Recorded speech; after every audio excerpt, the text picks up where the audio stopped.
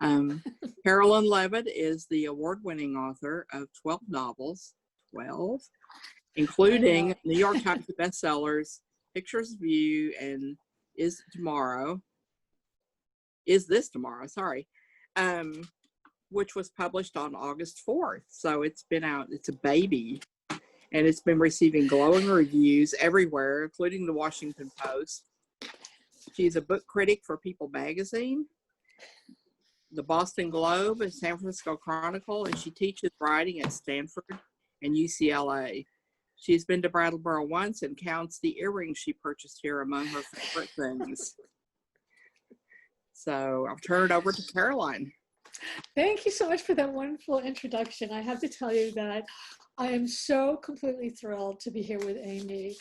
This is her book. I'm sorry it's like turned the wrong way, but I want to read you something from this book and then I'll tell you who said it. In this funny, profound, and brilliantly alive novel about all the messy, wise, and wonderful chords that love can strike in our lives, Poeppel gathers together fathers and daughters, old flames and new sparks, music, writing, and gardening, all to explore what it really means to feel at home and how life can open you up in ways you never saw coming. This is a blurb from me. I just love this book. And I was telling Amy that I reread this book recently because, you know, when you read for blurbs, it's months before. And I was so surprised at how, you know, usually when you reread, you sort of know what's going to happen, but I was continually surprised. The characters were so smartly drawn. The writing was just sparkling. I love this book. I totally love this book. And I'm very pleased to say that I also love Amy, who is a friend of mine. So I want to tell, Amy and I were also talking about how our books sort of have some similarities to each other in a very strange way. And in that we're both talking about, Amy's writing about music and creativity, and so am I. So Amy, tell us about that in your book. Well, first, I'll just say that I'm so happy to be here and just thank you to the Brattleboro Literary Festival for the invitation. But I was so nervous to ask you, Caroline, for a blurb because I'm such a fan and I just Cruel, Beautiful World and just loving that book so much. And having no idea when I asked you if you would take an early read of Musical Chairs that we were kind of at that moment writing books that had a lot of overlap. I was so surprised because I did not get an early read of your book. I just read your book, so it's very, very fresh in my mind. And I kept thinking how funny that I asked Caroline to read my book, and we were both writing about musicians, and we were both writing about when it's time to say goodbye to something, when something that is magical and wonderful and has a dynamic that just works, when do you have to recognize that that has fallen apart and it doesn't work anymore? And then I saw that you were writing about sort of the contrast between life in New York City and then this other idea of life outside the city. And what does that mean? In a country atmosphere, which you did too with New York City and Connecticut. It's the countryside. It's amazing. What were we doing at the time? What were we both doing at the time that we were thinking about the same things? I don't know, but it's just funny to me that your name popped in my head of I'm going to go out on a limb here and ask Caroline if she'll give this an early read.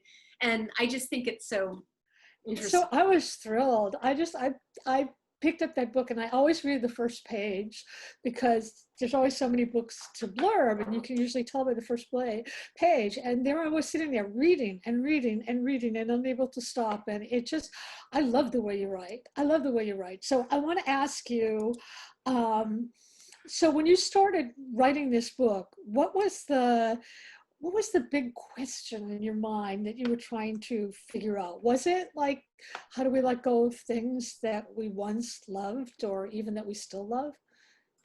I think it was a few things. So I have a son who's a classical musician. And so I've been carting this child he's not a child anymore, he's 20. But I've been carting him to recitals and piano lessons. And even though I have no musical skill whatsoever myself, I just am so enamored with musicians and I'm so sort of enthralled with their work ethic and this notion of sort of this talent that you're born with as opposed to I'm hearing something. Are you? Yeah. Oh, well, or what it keep is. going, I guess. Whatever. You're welcome to join the conversation. I'm so interested in that did you say you have no musical talent because Absolutely not. did you feel like you got to have that through the book? So I worked with my son a lot to help me. I did a lot of research. My son helped me a lot with sort of specific pieces of music that would fit for specific moments in the book. I spoke to Marcia Butler, who I love Marcia. absolutely adore. And Marcia was such a huge help because I sent her a very early draft. And I didn't know, I'm not a professional musician, and even my son is still in college. So that world is sort of foreign to me. So I was saying to her, I gave her this draft and she sort of started asking me questions like, so how much money do these people have? And, so wait, you've got a woman with twins. Do you realize how much she's traveling? Like, someone's gonna look after those kids. And she sort of gave me all the questions that I like. She was like, you can't not address these things. Like, these are things, if you want this to feel authentic, you must address these topics. So the sort of writing about that musical world and ensemble in a way that chemistry is so important, same as with a band, as we will discuss. And then I also just really wanted to explore a male-female friendship. I loved that. That was one of the favorite parts of my book. I was telling, for everybody listening, I was telling Amy before we got on here that the second time I was reading it, even though I knew how it turned out, I was so surprised by this male-female friendship, because even though I knew how it was going to end up, there was a part of me that kept saying, oh, it has to end up this way. I know what she's doing. And you just sort of effortlessly moved into something else that was even more surprising and more wonderful. Oh my God, the characters were just so great. So completely great. I like that potential being there, and then having grown-ups make proper life choices that are sometimes maybe for the best of the friendship. I think you'd absolutely tackle this in With or Without You. I mean, what happens when two people love each other and they're not quite right? Right, right. Or one changes and the other doesn't, or they both change and the other doesn't. I also find it really interesting now to write about, people more in their 40s instead of, my last book before that, they were like 19 or 20. And I thought, oh, well, the 40s is that time of, like, people have midlife crises and guys will go off with a 17-year-old, or women will just like walk out of their house and leave their kids. And I kept thinking, well, what if something better happens? I mean, what if it's actually a chance to have something better in your life where you change and you realize that what you wanted before isn't what you want now, but there's something on the horizon that you do want. That's why I love the whole thing. Like, we both did this with city country, and it's very funny because all my life I've thought that, well, I'm a city person. I'm born and bred Boston, do or die New York City. Even living in Hoboken is a little bit too far away from New York City, even though it's a 10-minute subway ride. But since the pandemic, I find the whole idea of like a house in Woodstock so appealing. Or when I looked at your house in Connecticut, I think, oh, that's like, there's something really nice about that. And I think part of it is also when I am in the city and there are people around, I'm very aware that they're all 19. Right. And they're noisy and this and that. But there's something really lovely about recognizing that you might be able to live in a different place that you never thought you could. I mean, I have a feeling that the movie Baby Boom had a bigger influence on me than I realized. That's right. I remember that. But that romantic notion of just giving it all up, like just forget the city hustle and the craziness, and just thinking that you're trading it in for something that's so much more simple. But then you get there and that's it's different. Complicated. It's complicated, but it's complicated in a different way, I think. I mean, I think no matter where you live, if you're living a really full, rich life and, I'm going to mispronounce the word, so I'm not going to say it, and you're thinking about your life, then your life itself changes. But I love the whole idea that you had of, how they're restructuring the house in your novel and it's falling apart and putting it together. Because to me, houses have always been really important. I grew up in a terrible family, and I never wanted to be domestic, and I never wanted a house. So I had the worst apartments ever in New York City, you know, tiny ones, much like Will's, and noisy ones, and roaches and mice. And when I met my husband, and he said, well, we're going to have a child, we need to have a place to live. We could not afford anything in the city. We both needed offices. And we found this really inexpensive old house in Hoboken. And I refused to call it a house for a long time because we had to call it, like, it wasn't a brownstone, but it was made out of brick. So we had to call it a brickstone. A brick And, stone. and we did renovate it, which that's why the parts in your book got to me so much, because in renovating this house and tearing it apart and building it up again, I came to feel like the house was a living thing. And I really fell in love with it. And I wanted that for my characters. I wanted them to realize that, you know what, New York City isn't the be all and end all, at least not for Stella, that she finds a much lovelier life someplace And quieter. I love that Stella found the house and loved it, but I loved that in her mind, it was always that the house was loving her back. And I just think that's such a nice idea. And when your house is falling apart, you feel like your house hates you. You feel like, you know, you do. It almost feels like every time something breaks, you feel like, what now? And why can't you just leave me alone? You know, why can't you just keep it together? And that's been in my mind a lot, because this house that I'm in there is always something. Always. Oh, really? It's a problem. So when I was sort of thinking about where I wanted to set this book, and I just love Litchfield County, Connecticut more than it's beautiful. So pretty. But I wanted this notion of, you know, her father owning this house where he's completely got his act together, and the house is beautiful and everything is being taken care of. And then for this other house to sort of serve as a contrast to that, where she doesn't take care of it, partly because she just doesn't always want to have to change things and keep up with things. Right. I mean, I think in your novel, and I think in mine too, and I think in real life, that your house is always sort of an expression of who you are and how you feel. I mean, I do feel that this house, I did not love this house when we moved in. I wanted to be in my crummy apartment in New York City. It was like the house sort of seduced me. Right. And I love it now, and I feel like it loves me. I mean, this is my writing office, and I feel like we have a really compatible relationship. Yes. And it's really important. And it's really important. I wanted to talk about a little bit more about how you wrote this book and what kind of writer you are and what the process was like for you.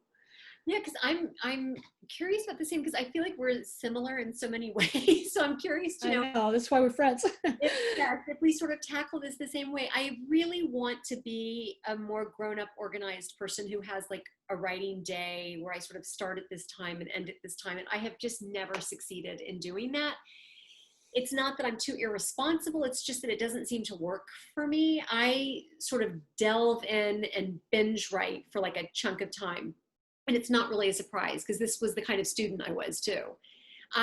What I thought always, or my friends would always think I was procrastinating. And I think with a big paper, I was an English major. When I would have a big paper, they would say, you're procrastinating. I don't think I was. I think I was percolating. I think I was sort of just thinking in the background. And then when I would sit down to write it, you know, I would stay up for hours. Like I wouldn't sleep all night, and I would stay up all night and get the entire thing written.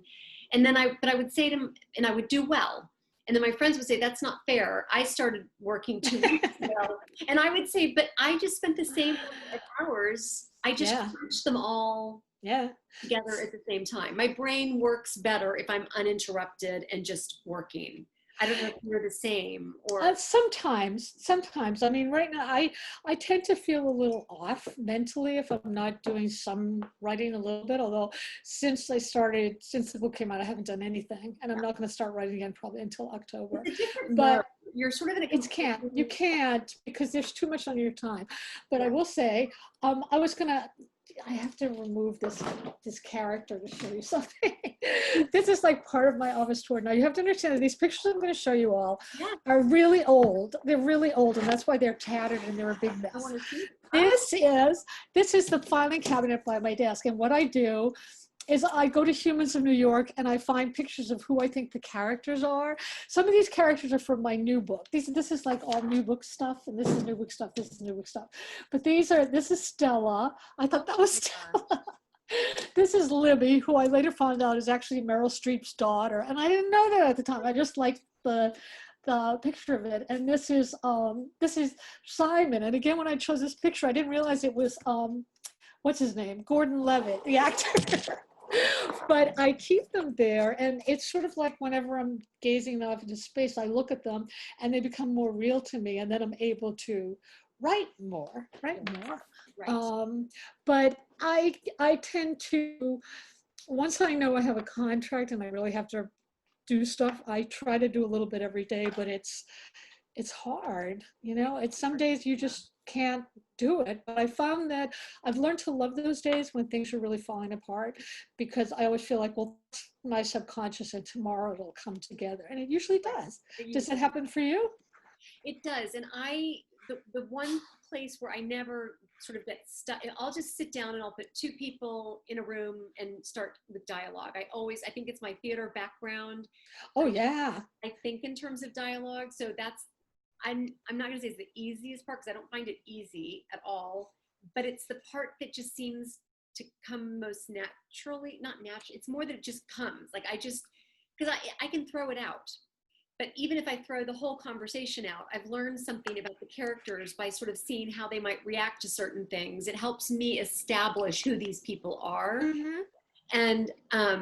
And then I start building up toward like these big dinner party scenes, which I always find really challenging. I mean, but really, you do it so well. It's so much fun, but I'm seeing these people on stage. Like I'm literally, as I'm That's sitting interesting. on my laptop, and it's funny, I don't think so much like it's a movie. I don't sort of I picture the stage. I picture the three walls of the stage and the wings, and you know, I have Marge entering and exiting stage left, and I have the kids stage right. And that's just the way my brain thing.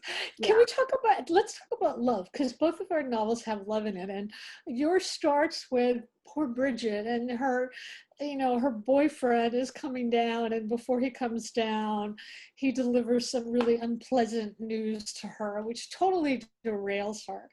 And then we have the whole friendship between Bridget and Will, and we're not sure what's going to happen there. And then we have this wonderful character, Emma, and we're not sure what's going to happen there. Did you know when you were starting writing this book where the characters were going to end up with and how? You didn't. So when did you make that discovery? I mean, I did so many major revisions of this book, the kind of revisions where you throw out half of the text and sort of see what you're left with and then build out from there. Because I really did care so much that what happened to each one of these people was the right thing to have happen and the most satisfying thing to have happen. So I'll tell you a little secret, which is that, like, you know, 4 drafts ago, one of my characters is this older gentleman, conductor, composer, very famous. He died. Oh no! Oh no! And I worked on this draft, and at some point I just was like, no. That's a much better. I don't want to give anything away, but that's a much better choice. Bring him back. I just realized that's not what I do well. I don't do.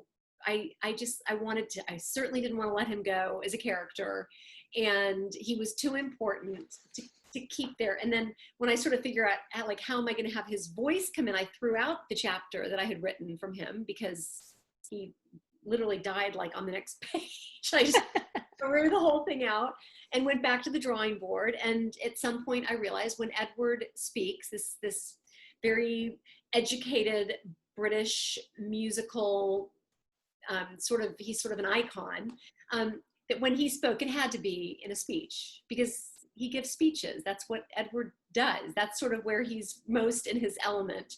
So as soon as I realized that, I knew it was the right thing to bring him back. So to answer your question, no, I did not know how. You did a brilliant job. You did an absolutely brilliant job. I also wanted to ask you, because I'm always curious about it. I always feel like every book I write changes me in some way. And this particular book, where I was writing a new version of a coma that I had been in years and years ago was a transcendent experience for me because it made me feel so full of possibility. And I didn't think that, it sounds so weird to say writing about a coma is actually a novel full of light and wonder. And I'm just so surprised by it, but I feel like this book really changed me. How do you feel that your book changed you? Your piece in the Washington Post that I read, the interview, was so interesting to me because it was sort of as though you needed to write about that, but not too on the nose. It had to be a slightly different look at something that had happened to you. I think we do that a lot as writers, right? We sort of take something that feels familiar, but then toss it into completely unfamiliar. You have to keep looking at it and looking at it and looking at it until you sort of understand it, and until you, I mean, Stella's coma experience was nothing like mine, and I loved her for it. I just, every day I feel like, oh, thank you, thank you, thank you. Right. Even though she went through some rough things, she came out okay. And I feel like she's out in the world now and she's perfectly fine. Yes, you did sort of set her loose for us. She was really quite unburdened by the end, which was not easy. I mean, that was not easy given the things that she was having to contend with, and just issues with her marriage, and then you just feel at the end like she's fine. Like I know, it's an amazing feeling, because usually my characters do not end up fine. So you have this amazing video that you did of your book. Were you planning to show that later, or could you show that to everybody now? Show it. So the only background I need to give, and actually this goes back to your previous question when you were just asking me, was there anything I sort of learned about myself? Or right, you forgot to answer that. I mean, I, in a very different but ever so slightly similar way, wanted to write a little bit about what it's like to be an empty nester and then have your nest fill back up again. Oh, right. So that was sort of my thought when I was writing the book. This was pre-corona, way before all of that happened. And I had this 1 year as an empty nester. And then all 3 of my kids ended up moving back home pre-corona. And then I was sort of getting, the first one moved out again, and the second one moved out again. And I just sort of wanted to write about an empty nest that fills back up again. Of course, what I didn't know when I wrote the book was that once again, my empty nest was going to fill back up again, because my kids fled New York and came up here to stay with us. So between my house falling apart and anyway, I think the rest of the video speaks for itself. Tell me if I'm sharing here with you. Yes, it's sharing now. Oh, great. Great. What?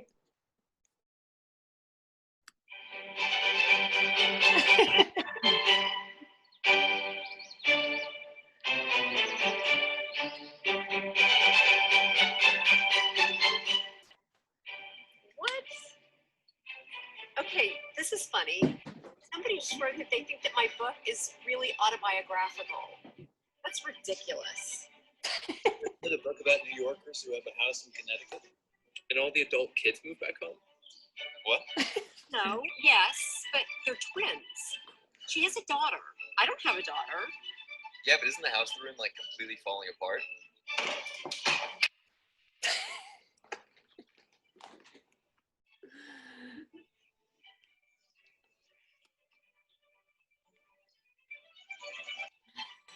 I thought they were all musicians. Don't they bring all their pets? Doesn't the mom drink a lot of wine?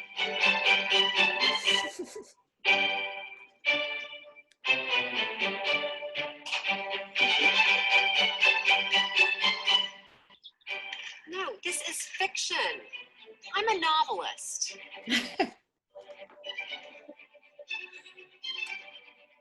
Isn't that completely wonderful? Okay, the only way I can top that, which I can't top it at all, but I'm going to, this for the first time ever, I'm going to jump on my trampoline. So I have to take these out. I'm just going to do it like 4 times, and I look ridiculous, but I'm going to do it. So I'm so excited. Trampoline over there. Hold on. So everyone's been asking Caroline ages. I can't remember who wrote to you just today. Yay! Fun. That's it. I don't do that's a flips. workout routine, or is that therapy, or is that? No, it's both. It's really a workout. It's usually, if you do it for a half an hour, you just blast the music and you sort of dance. I'm not going to dance on screen though. I'm not that good. And I bet it's good exercise. And it's really great exercise and you really sweat it up. And because you do this, I'm going to show another fun thing, which is, this is actually, because you mentioned cats. This is my robot cat. And you can, if you listen, you can hear him purr. Oh.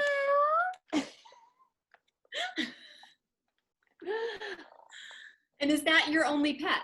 That's my, well, I had a tortoise for, gosh, about 20 years. And then he died and it was wonderful. I loved him. He was about this big. Oh. I used to walk him all the time outside in the city. So what is the cat's name? Leon. And my son is very angry because that's the name of his best friend, but the name fits, so I did this. Can I introduce our viewers to Tucker? Yes, please do. So here's Tucker. Let me grab this guy. Okay, here he is. This is Tucker. Oh. Tucker, look, here's a cat. Here's a kitty. This dog, though, I tell you, he's the one who keeps me writing. It does not matter what room I'm in. He just is under my desk or on the couch near me or somewhere. But he's a good. If I weren't allergic, I would have a whole lot of them. So back to your book.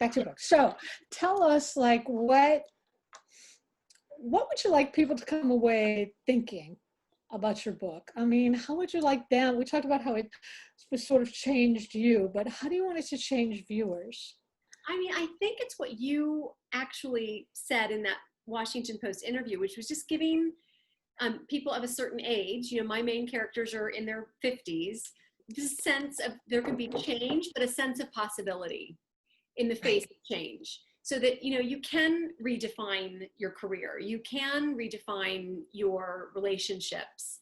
I think though, if someone were to ask me what I have in common in my 3 books, is that there's always an upheaval of sorts and then the sense of possibility. You know, what can come after things that you sort of held dear or felt you could count on, after those things sort of get disassembled somehow, could something better come out of that? So I think that's sort of what I want people to walk away with, and that 55 is young. I mean, it really is.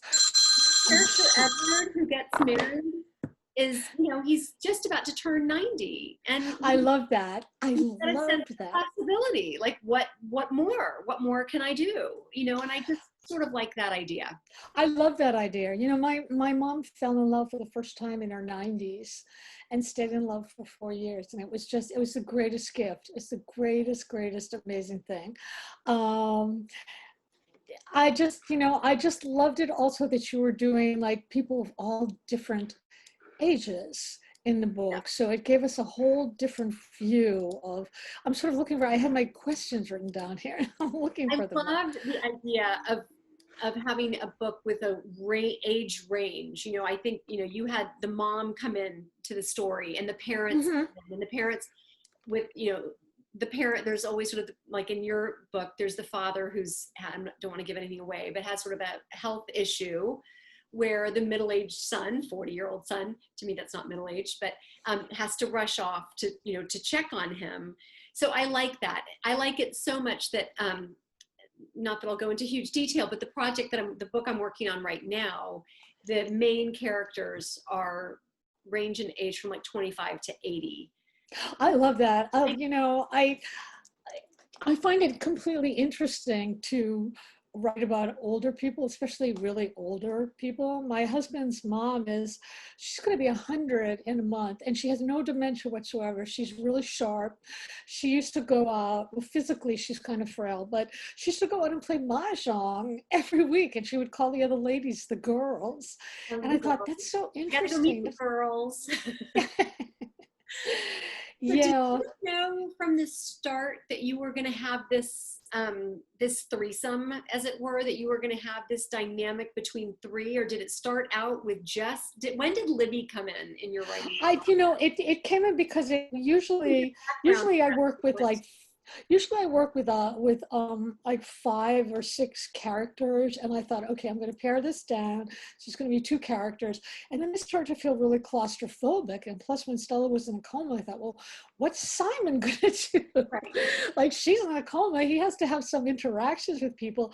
And I was also really interested in writing about, best friends, and just as you did, like, friendship is a really important thing. And forgiveness. Oh, I just wanted to interrupt to tell anybody who's watching, if you want to ask us questions, there's a Q&A at the bottom of the screen, which you can. Oh, and here's something. We have a question. Since we both had a brief power outage, where are you both speaking from? I'm speaking from lovely Hoboken, New Jersey, which is a 10-minute subway stop from the heart of Greenwich Village. And I am speaking from beautiful Litchfield County, Connecticut. And we lost power for a week, an entire week we were without power. Oh, gosh. That was not a lot of fun. That hurricane really just crushed us. So it's hard. My power's back on. I'm so happy. It's just that thing after the power goes out and you realize, like, light switches are awesome. Like, that's, there are things that we take for granted every day.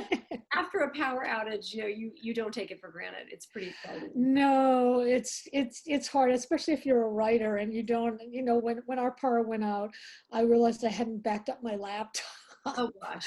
And I thought, oh my gosh. And I was going to try to read, but of course there were no lights. So then I went to get my e-reader, and of course I hadn't backed that up either. And so it's very much so in terms of I know you don't really want to talk about your other book, but I'm really curious in terms of, like, do you carry it around with you all the time in your head? Like, you feel like you're talking to people as you're doing this? I think I do a lot of asking those what if questions in my head. What if, I spend a lot of time in Germany also, because my husband has I love how I'm pointing out my window as if Germany is just right there. I don't know why I just did that. In Germany, he works there, and I've been thinking for the longest time that I'd like to do and this is not even the book I'm working on. This is sort of just future, like thinking ahead. But what about someone who was really excited to be in one place, and then they found out that they're moving to Frankfurt? I happen to like Frankfurt, but most people think of Frankfurt as a place that you fly through on your way somewhere else. And I just like this idea of writing a book about someone who is going to land in a place that for everyone else, it's not a destination. It's a place that you pass through.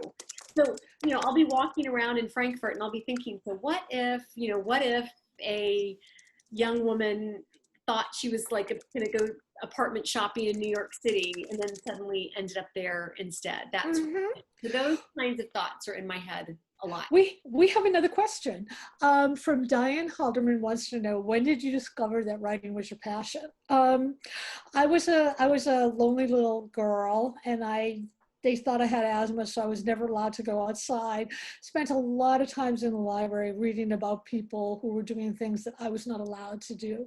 And then I began to write about it. And I discovered that you could go into this zone where you really feel like you're someplace else. And I thought, oh, this is wonderful. I want to do that. And from that moment on, that was my goal. Yeah. What about you, Amy? That is my favorite place to be, is when you're just lost in that moment of constructing this world with these people. It's just so much fun. I came to this so late in life. I did not publish my first book until I turned 50. I thought I wanted to be a librarian because I loved reading as a little girl. And I thought, well, where do you go to be around books? You go to the library. So I thought I want to be a librarian when I grow up. That just sort of, to me, that was the logical thing. I ended up teaching high school English, which made a ton of sense. If you love literature, if you love books, what better thing to do than to share that with high school kids? And I really wanted high school because I like teaching resistant readers, maybe, or just opening up kids at that age to the possibilities of really great books. It was just such a pleasure. And then it wasn't until I was sort of in my mid-40s that I thought, wait, there's a story I want to tell. I got this idea and I was like, I want to tell this story. And that was my book in the drawer. That was the book that I wrote to learn how to write a book. And then I immediately, as soon as I was done with that one, I got this other idea that really had started as a play. And then I turned this kind of script into prose. I just turned it into a novel, and that became my first book. But I was 50 or 51 when I published that one. Wow, that's amazing. We have two more questions. One is from Vincent Pinella, who said, what books informed your passions to write? Just about every book. When I was a kid, it was like, Jane Eyre, I loved Wuthering Heights. I loved the dark books. As I got older, it was Dickens, because he kept you turning those pages. And then as I got older, it was like, I really loved John Irving, because he talked about deeper, darker questions, but every book does. What about you? That Rabbit series, the Rabbit. Oh, yeah. I think those were the first books I read sort of with an adult brain, sort of, or it almost forced me to grow up, because things happened in those books that were so adult, and that like you said, like some very dark topics and very real people. Like I felt like I knew those characters so well. But even now, I find reading to be the most inspiring thing I can do, to want to sit down. Oh yeah, you just want to get lost and stuff. It is inspiring. I mean, here, let's go show Amy's book again. Reading this wonderful book, I just, you read certain you read certain sentences, and it just inspired me. By the way, that was the other thing I wanted to say about our books, is that I really do feel in both cases, The like covers. our covers fit. Like this cover fits this book. Like I was in a mood, and it was the right mood to be in. There's the canvas. I tracked down the artist. Oh yeah. On the top of the screen, and I had her do. Oh, we have more questions. This is great. Okay, this is from Jenny Elschler. Thank you, Jenny. How do you think the pandemic will affect your future books? Will you address it, or do you think you want to avoid it? I'm not going to address it yet, because I don't know how I feel about it yet, and it's still sort of going on. Instead, I'd rather write about stuff that is going to bring up empathy. It's sort of like my son was in kindergarten when he saw 9/11, and my husband and I saw the towers fall, and my husband happened to take a photograph of that, and it's still in the camera. We never looked at it, and we probably never will. So it's not for me. It's not for me. What about you, Amy? Well, same. My father is a doctor, and still working, and in his 90s. And he keeps reminding me, and it gives me so much hope, that we will get a vaccine. And he's a doctor, and we will get a vaccine. And it's sort of like any time, like with the coma that Stella's in, when you're in a situation like that, it's everything. It sort of encompasses every part of your thinking, because it's so dominating a force. But as life goes on and we get a vaccine, it's going to take the proper amount of real estate in our thoughts of our lifetime. It's going to stand out. It's going to be important, but it's going to take the proper amount of space and emphasis. So I'm just not ready. I don't know what that proportion looks like right now. Right. And like you said, I don't quite know how I feel about all this. So I'm writing and I don't know. I don't refer to it. I'm just sort of acting. I'm not either. We have another question from Patty Smith. She said, Amy, that's so inspiring to hear. You've written 3 books rather quickly, so I'm curious how long it takes you to write a draft. Do you keep going until you have one draft done, then go back and revise? I'd be curious what that's like for you both. Amy, you answer. So yes, so my first book, as I said, it was actually a full-length play. This was my first book. It was a full-length play that I turned into, and it was an unsuccessful play. It was given a reading at the Actors Studio, after which they told me everything that was wrong with it, which was the most useful exercise I've ever gone through in my entire life. They just said, like, this works, this doesn't work. So that was enormously helpful as I went to turn this into, I would say the first draft of this probably took a year. I mean, it takes me about 1.5 years to 2 years. I don't know, because I haven't done this for very long, but I'm not a book a year person. My brain does not move that fast. And after I wrote that, I wrote a book called Limelight, which is all about Broadway theater and a woman in her 40s who ends up sort of shepherding a really bratty young pop star through his Broadway debut. And I wanted a chance to write about theater because it's really just a passion of mine. And again, I'd say that draft took about a year and a half. I am not afraid to write bad stuff and rewrite it. It's better for me. I think this is true of most people. I don't perfect each paragraph and then move on. I just sort of keep going in hopes of figuring out structure, character, plot, and then it's garbage. And then I'm happy to go back and throw out massive. The first time I did that, it was painful, but I'm over the pain now. I do that thing that people do when they clean out closets. I just put it, somebody said to me once, well, just put everything in the garage. If in 1 week you know what's in that box and you still want it, you can take it out of the garage. But of course, in a week later, you look at the box in the garage, you have no idea what's even in there. Right. You want it. So I have a file. I think it's called crap or something like bad writing, and I just put things in there, and it makes me feel like it's not gone. It's just in a box in the garage, and then I just rewrite. And I've never rewritten where I didn't say, oh, okay, that's better, and right, do it again. Right. I wish I could be one of those people. Do you write a perfect first draft? No, of course not. Of course not. I write 20 drafts, literally 20 drafts. We have another question. Amy starts with dialogue. Caroline, what do you start with? I start with what's haunting me in some action that explores it. For With or Without You, I kept seeing this image of this New York City apartment and this terrible blizzard. And it hasn't really blizzarded in Manhattan for many years, but this terrible blizzard, and this couple is just arguing. And I knew that they were arguing. I knew that something bad was going to happen. And and they're drinking and they're drugging. And in the morning, of course, Simon wakes up and she doesn't. But that was draft 20. Draft 1, they were at the beach.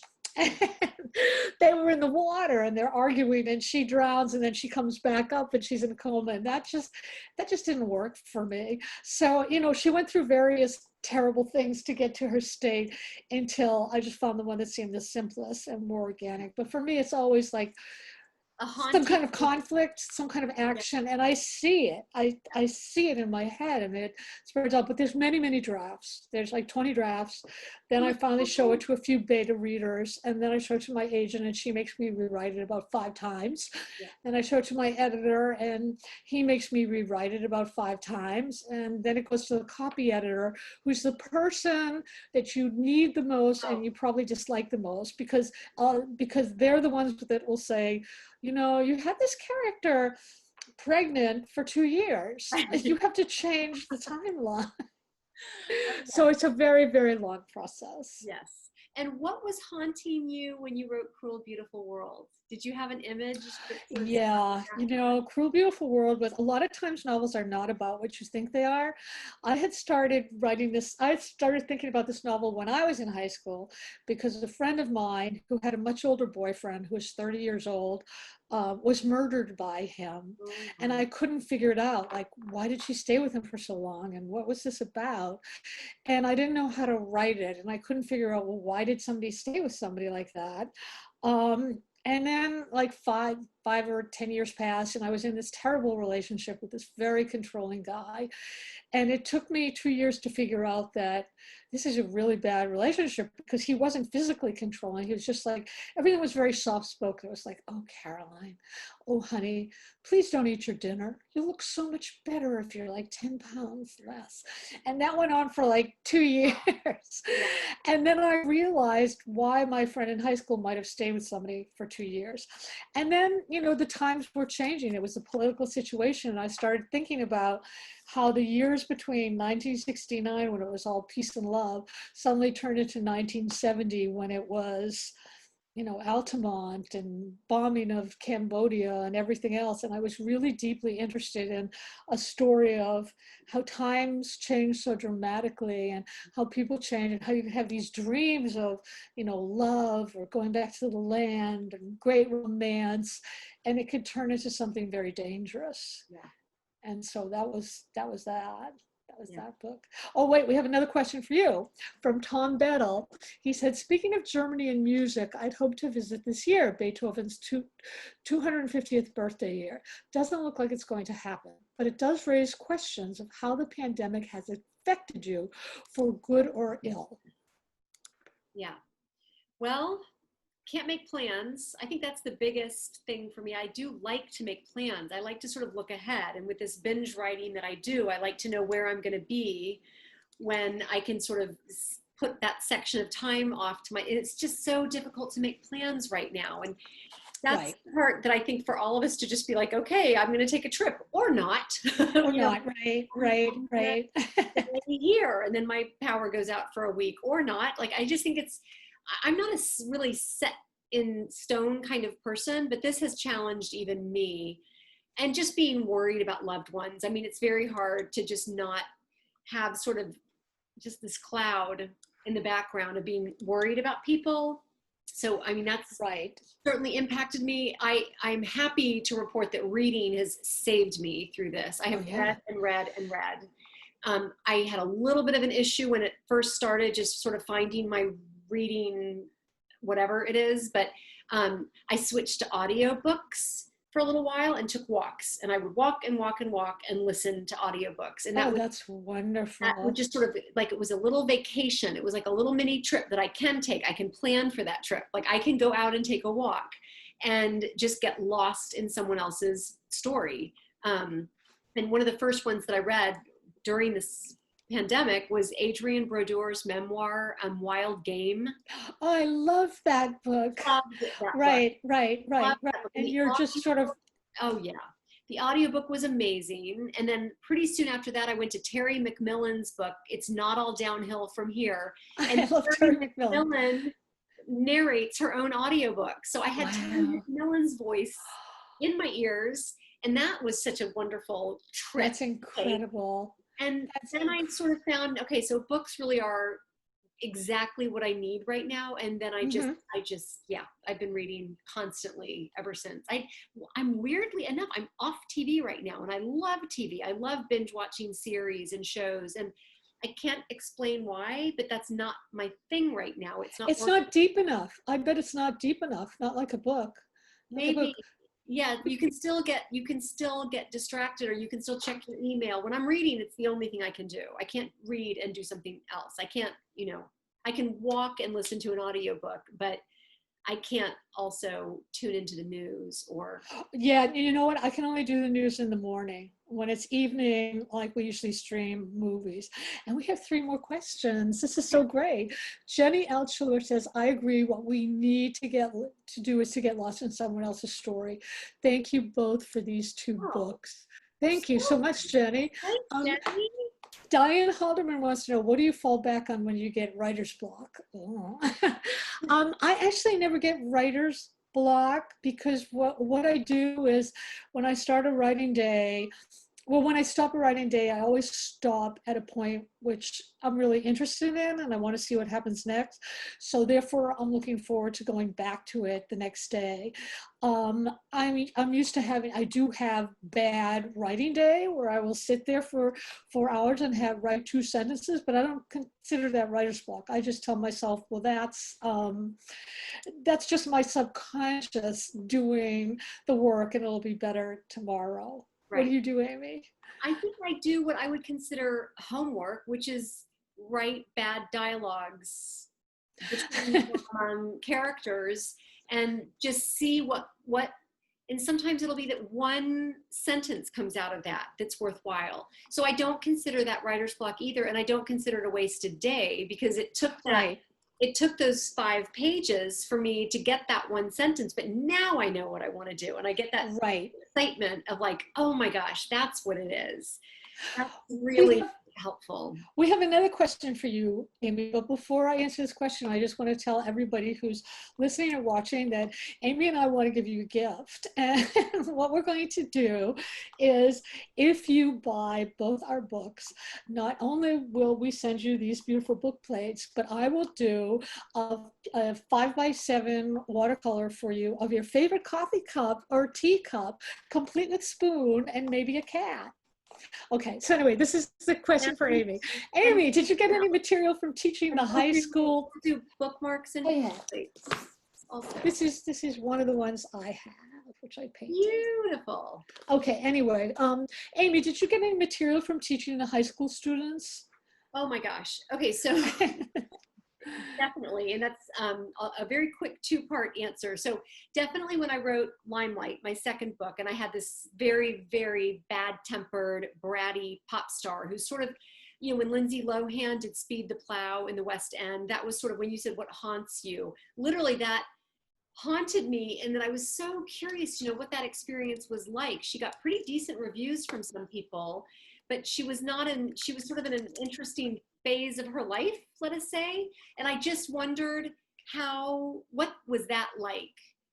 She canceled her shows one day, and a matinee and an evening performance, and then showed up to the evening performance. And I just was so curious to know what got her to the evening performance, like who got her there, how did that end up happening?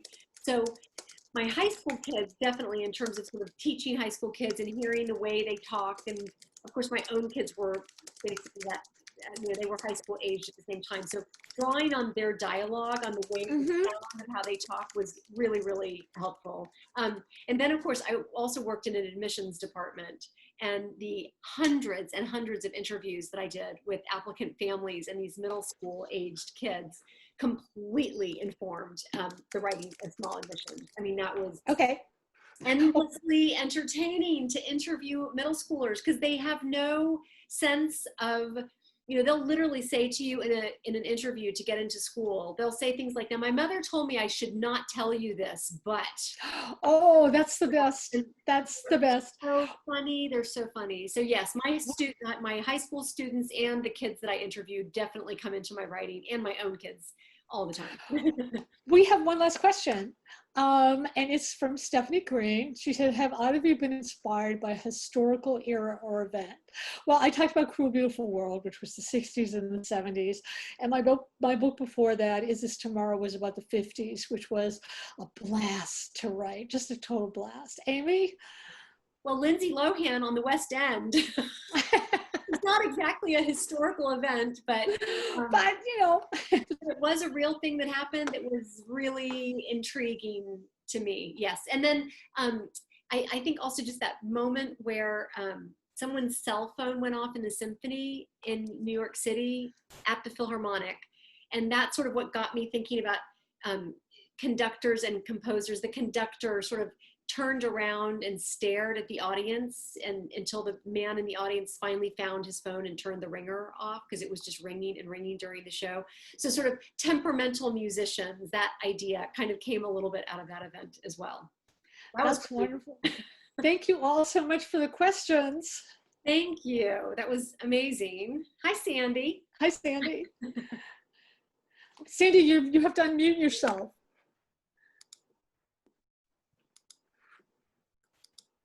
There we go. Oh, good. Okay. Oh, no, she's still muted. Okay, No, hold on. Unmute yourself. Carolyn, while we're waiting. Oh, there you are. Okay, great. I really did just love your book. I thought our engineer was going to unmute me. I didn't realize I would have had to do that anyway. But yeah, you guys were amazing. So amazing. Anyway. Oh, this was so much fun. I loved both of your books. I totally did. And Thank you. Thank you so much. Yeah, they've just been like the perfect respite from this crazy time we're living in. Yeah. And all this, you know, I don't know if you've given a lot of thought about, you know, somebody talked about writing about the pandemic, but what about all the other craziness that's going on? Is that going to be like in people's books in the future? I don't even know. I don't know. I think right now there's so much nonfiction about the political stuff that's going on that I really don't know. It's sort of where I kind of feel like we're so bombarded with that all day long that I can't imagine wanting to read a novel about the political situation. Well, my rule is I'm not going to deal with any of that till the fall. You know, I think that the Right. summer, you know, it's here now and it's beautiful and it's sunny and Right. everybody's having, you know, fun being outdoors and, you know, playing in the lake and the pond and the river and the ocean, and they're all sort of trying to forget about it, and they're reading things that are not going to remind them that there's so much reality out there. Geez. Yeah. So yeah, in the fall, I think I'll be more ready to deal with it than I am now. Right. Right. But fiction is the best escape. Caroline's Yes. book took my mind completely out of the world we're living in. It's gonna. And so did Amy, twice, 2 reads. Diane wants us to hold our books up again. Okay. Yeah. Here's. Yes, and please. Oh wait. Where's Amy's book? There we go. Whoops, almost. So it's musical chairs and by Amy Poeppel, and With or Without You by Carolyn Levitt, and they're both fabulous. I endorse both of them. Oh. And now they're both great reads, and you will get lost in them, and you won't be thinking about what's going on in the world right now. So go to your bookshop.org and buy Yes, their please. buy early and buy often. Yes. And we're going to have another short survey we're going to put up about whether or not to continue these events after the festival. We're all looking forward to our festival in October, which is going to be online due to the current events. We've been really quiet about it. We haven't really said a whole lot, but you know, I actually happen to know for a fact that the website has been updated with all the authors who are appearing, or at least the ones who are appearing as of now, and has been that way for a while, but I haven't announced it. So because you're here, you can go online and you can see that, and you can hopefully donate to the festival at the same time. So Fantastic. I think That's great. That's excellent. Yeah. So thanks everybody for coming. And if anybody has any more questions, or if they want to have any more, you know, anything else they want to ask Caroline or Amy, that'd be great. And if not, you guys have a wonderful weekend, and especially you two, because you've been working hard. And I think both of you with brand new books, which is just constant morning news and night events, and we appreciate you being here sort of at the end of the week, which is always hard. Anyway. Thank you. Thank you so much. I see a message that says that this video will be available on the YouTube page of It will be. Brattleboro Literary Festival.org. And don't forget, if you buy both our books, you can get some surprises. Oh, yes, yes. Don't forget the beautiful book plates and bookmarks and a watercolor. You told me right, what you want, watercolor. and I will do it. And Caroline is talented. And I didn't even get to ask you. I meant to ask you about that. I wanted to talk about the art in your book. We're going to have to do this again. We're going to have to do this again. Round 2. There's a lot I didn't ask Caroline that is in my head. But yeah. Thank you all for coming. And thank you so much, Sandy. And Amy, I love you. I can't wait to see you again in person. I can't wait to see you. I'm sending you a virtual. Yeah, you too. You too. I never know how to do this. There it goes. Thank you, everybody. Thank you so much. Bye. Bye. Bye, Caroline. Bye.